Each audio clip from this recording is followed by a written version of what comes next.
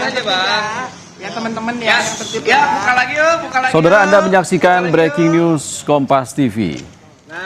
Saat ini kami menampilkan visual terkini dari kediaman ex Wakil Menteri Imigrasi Silmi Karim yang sudah ditetapkan sebagai tersangka oleh Komisi Pemberantasan Korupsi terkait dengan dugaan kasus pemerasan hingga ratusan miliar.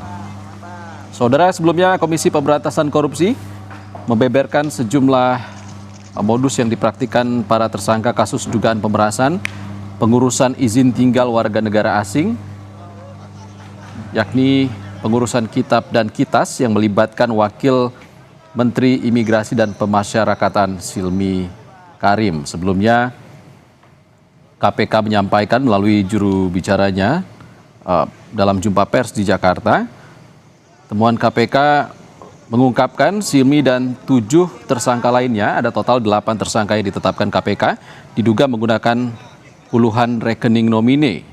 Ini dilakukan untuk menyamarkan aliran uang yang diduga hasil pemerasan terkait permohonan izin tinggal warga negara asing di Indonesia. Dan saudara, saat ini penyidik KPK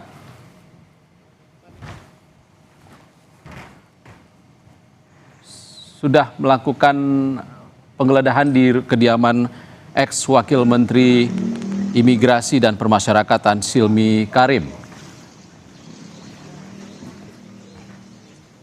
di Kebayoran Baru, Jakarta Selatan.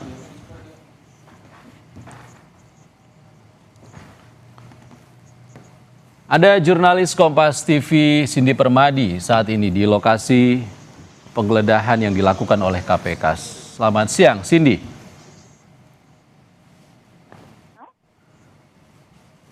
Cindy. Ya, Ihsan, bisa dengar suara saya, Ihsan? Bisa, Cindy.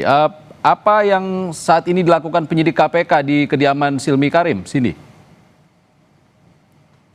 Tampaknya kalau saya tidak salah itu sekitar 5 mobil hitam baru masuk ke area rumah Silmi Karim di area Jalan Sriwijaya di Jakarta Selatan. Tadi sebelum kelima mobil itu bisa masuk, memang tampaknya ada beberapa tim penyidik dengan menggunakan rompi bertuliskan KPK, Komisi Pemberantasan Korupsi, yang koordinasi terlebih dahulu dengan petugas pengamanan di rumah dari Silmi Karim. Dan proses koordinasi itu kemudian ternyata dibantu juga oleh Brimob. Di sini juga tidak hanya mobil dari tim penyidik KPK, tapi juga ada mobil Ford Brimob yang juga sampai turun. Kalau yang kami bisa lihat di luar, karena kami juga hanya sampai luar saja, dijaga juga oleh Ford Brimob, tampaknya mereka sudah turun dan langsung masuk ke dalam. Di lantai pertama, tampaknya itu adalah garasi. Dan kalau kami juga bisa gambarkan rumah dari Silmi Karim memang mencolok ya untuk di kawasan ini. Karena kalau kita bandingkan saja dengan rumah yang ada di sampingnya, ukuran luas rumahnya juga lebih besar daripada beberapa rumah di sampingnya. Rumah berlantai 3 ya kalau dilihat dari luar, dan penjagaannya ketat sekali karena ya tadi ada Korps Brimob bersenjata lengkap, dan penggeledahan ini dilakukan untuk mengumpulkan alat bukti yang nantinya juga bisa digunakan untuk memperkuat berkas perkara yang sedang dilengkapi oleh penyidik KPK. Tidak hanya berkas perkara untuk Silmi Karim saja, tapi juga bisa untuk melengkapi berkas perkara 7 tersangka lain yang juga sudah ditahan oleh KPK.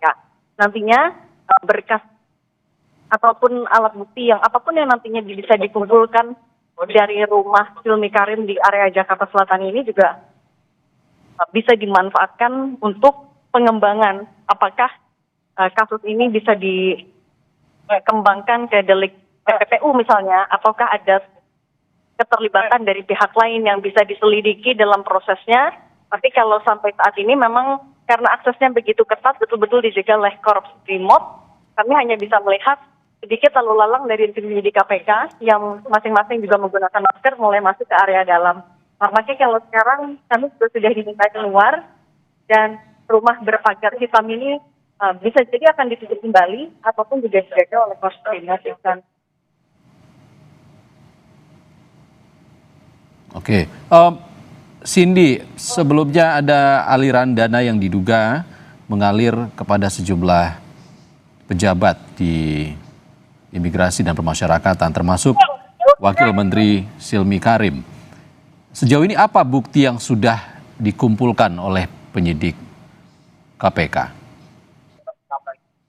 Salah satunya adalah uang miliaran rupiah yang sudah disita juga oleh KPK. Karena kalau dari penelusuran, baik itu aliran dana, alat bukti yang sudah dikumpulkan KPK maupun juga keterangan dari saksi maupun tersangka lain, setidaknya keterlibatan dari Silmi Karim ini ternyata sudah sejak tahun 2023 ketika ia masih menjabat sebagai Dirjen Imigrasi pada saat itu. Dan modus atau praktik dugaan korupsi ini berlanjut ketika ia sekarang sudah menjabat sebagai Wakil Menteri IMIPAS. Kalau dari pernyataan dari KPK, setiap minggunya di hari Jumat, ia termasuk dari beberapa pejabat kementerian maupun juga Dirjen Imigrasi yang mendapatkan aliran dana secara rutin dari pihak-pihak yang terlibat dari dugaan korupsi ini. Kalau untuk Silmi Karim, bahkan angkanya 100 juta rupiah untuk per minggu. Dan ada kode khusus ketika proses pemberian uang itu juga berlanjut.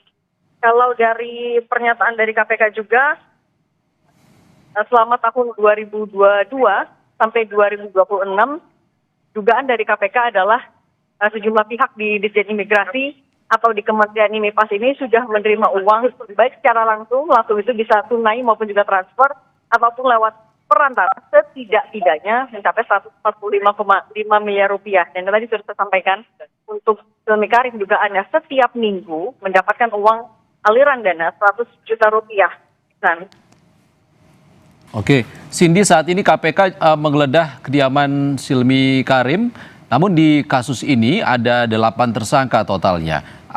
Ada lokasi mana lagi yang saat ini tengah disasar oleh KPK terkait dengan penggeledahan kasus ini?